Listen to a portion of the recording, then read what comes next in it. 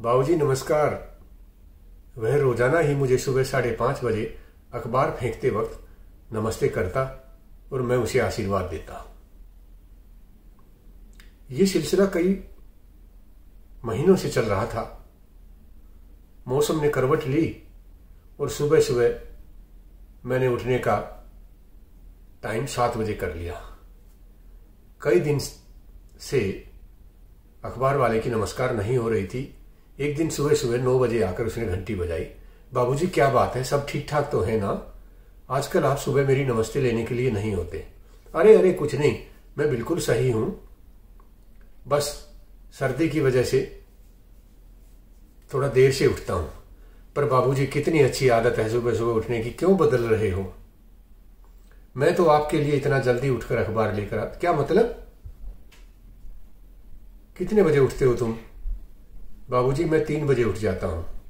Railway road से जाकर सबसे पहले अखबार का बंडल मैं लेकर आता हूं और फिर तेज तेज साइकिल चलाता हूं ताकि आपको सबसे पहले अखबार दूं।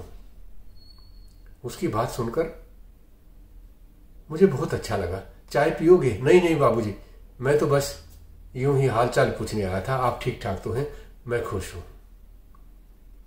उसके बाद बरसों बीत गए, वो अखबार डाल जाता, कभी कभार ही दुआ सलाम होती। 15 साल बाद एक दिन सुबह सुबह वो हाथ में कार्ड लिए आया। शादी का कार्ड था। मैंने सरसरी नजर डाली तो बेटी की शादी का कार्ड था। डॉक्टर सविता, आपकी बेटी है? हाँ हाँ। मेरी क्यों नहीं हो सकती? और वो भाग गया। अच्छा, अरे वाह। और लड़का क्या करता है? बाबूजी लड़का भी एमडी कर रहा है। इसके साथ ही पढ़ता था, बिटिया के साथ। शाबाश, ये तो तुमने बहुत अच्छा काम किया। और बेटा क्या कर रहा है? बाबूजी बेटा तो इंजीनियरिंग के फाइनल ईयर में, पढ़ाई में बहुत अच्छा है। अरे वाह, बहुत अच्छा। आपके तो भाई दोनों ही बच्चे सही हैं। बाबूजी बस क्या पूछोगे, फिर भी बताओ। बाबूजी छोटा मोटा काम है मेरा, बहुत ज्यादा सी आमदनी नहीं है। सुबह सुबह 3 बजे उठकर अखबार का बंडल लाता हूं, 6:30 बजे तक सारा काम निपट जाता है। घर जाके सो जाता हूं। 10 बजे तक 2.5-3 घंटे अपनी नींद निकाल लेता हूं और उसके बाद नौकरी पर चला जाता हूं। बहुत कंजूसी से काम लिया मैंने। हर चीज में पैसा बचा बचा कर बच्चों की पढ़ाई पर लगाया।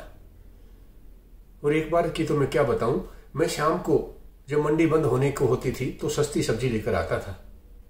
जिस चीज का भाव सस्ता वही ले आता था। एक दिन मैंने देखा, बेटे को जब थाली में खाना परोसकर उसकी मां ने दिया ना, तो वो कहने लगा मैं नहीं खाता इतना गंदा खाना, रोज रोज यही सब्जी मेरे सामने रख देती हो। पता है मेरे जो दोस्त हैं उनकी थाली कितनी अच्छी, रोज नई चीजों से भरी होती है। सुनकर मेरा मन बैठ गया। मैं उसके पास जाकर खड़ा हो गया। मुझे उदास देखकर उसकी आंखों में आंसू आ गए। मैंने कहा बेटा पहले अपनी आंखों के आंसू पूछ। और मैंने उससे कहा, जो लोग दूसरों की थाली देखते हैं ना, वो हमेशा दुखी रहते हैं। जो भगवान ने हमें दिया है उसमें सब्र करो, एक समय आएगा तेरी थाली में भी सब कुछ होगा। नियत से काम करना चाहिए दूसरे की थाली में।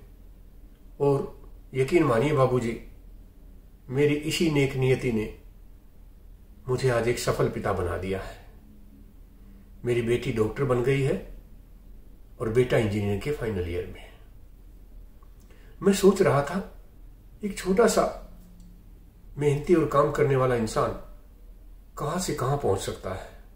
और ताज्जुब तो मुझे तब हुआ जब 3 साल बाद वही अखबार वाला मेरे पास आकर कहता है, बाबूजी एक खुशखबरी आपको सुनानी है। मेरे बेटे को जर्मनी से स्कॉलरशिप मिला है। अरे वाह, ये तो तूने कमाल कर दिया। बहुत अच्छे, आपको ढेरों आशीर्वाद। सचमुच आपका जीवन और आपकी उपलब्धि तो प्रेरणादायक है।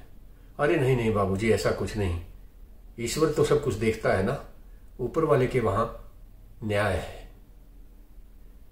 मैं औपचारिकता वश उसे चाय के लिए कहने वाला था कि वो चल दिया। ठीक है बाबूजी, मैं चलता हूं, बहुत सारे काम निपटाने हैं।